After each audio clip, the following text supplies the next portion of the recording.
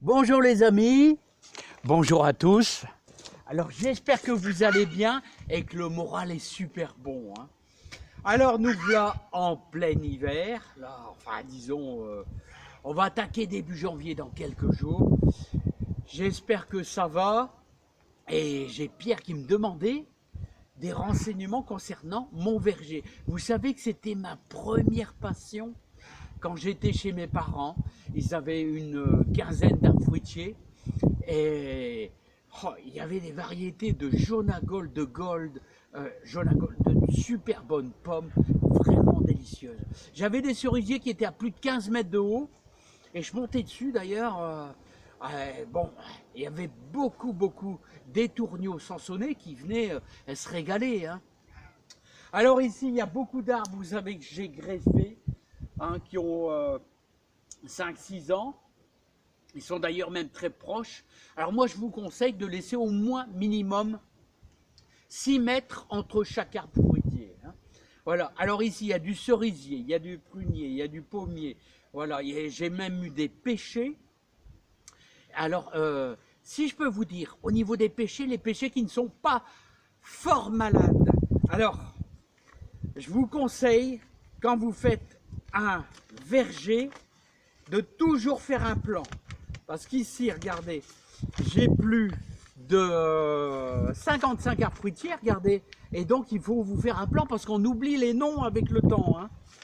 Alors, je peux vous dire que dans le passé, parce qu'ils sont morts, j'ai eu 2 pêchers, Reine des Vergers et Grosse Mignonne. Ça, c'était vraiment de super bons pêchers, faiblement malades et qui vous donnent des pêches remarquables. Et ici, on est au nord, ici. Et donc, le problème des pêchers, qu'ils sont à la merci de la gelée, hein, des gelées de fin mars, début avril. C'est ça le problème des pêchers.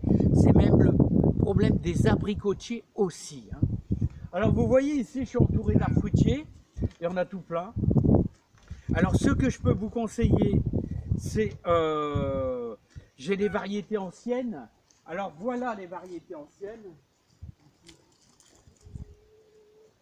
Reine Claude verte, géant des Dolphingen, vous voyez? Voilà.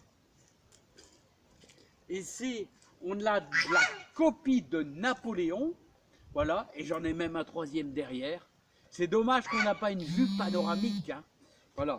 Je vais essayer de vous en faire voir quelques-uns. Alors, Napoléon, c'est super, hein. Je vais essayer de vous faire voir quelques petits. Alors, au niveau des arbres fruitiers, les amis, n'oublions pas que moi, je vous conseille une bonne pomme à croquer, c'est-à-dire les jaunes Gold, mais aussi, vous avez la Reine Claude Doulin, la Reine Claude de Bavet, et vous avez bien sûr la Mirabelle de Nancy, hein. Reine Claude Dorée, c'est un prunier très sucré, hein. Alors ici, nous voici devant un jaune Gold. Et vous en avez un deuxième à côté, là. Alors, qu'est-ce que je peux vous conseiller en poirier? Un poirier, bien sûr, vous avez le conférence. Donc, Pierre, je te dis, le conférence. Tu m'as demandé quelques petites infos. Et je te conseille aussi le doyenne de Comice, qui est un poirier excellent. Voilà, je t'ai donné quelques noms, Pierre. Tu m'as demandé des renseignements, j'ai donné le maximum de ce que je pouvais. Tu démarres sur une bonne base. Géant des Dolphingen, très peu malade, très bon cerisier. Voilà. Si tu peux trouver un Sunburn, c'est excellent. Il n'y en a pas beaucoup.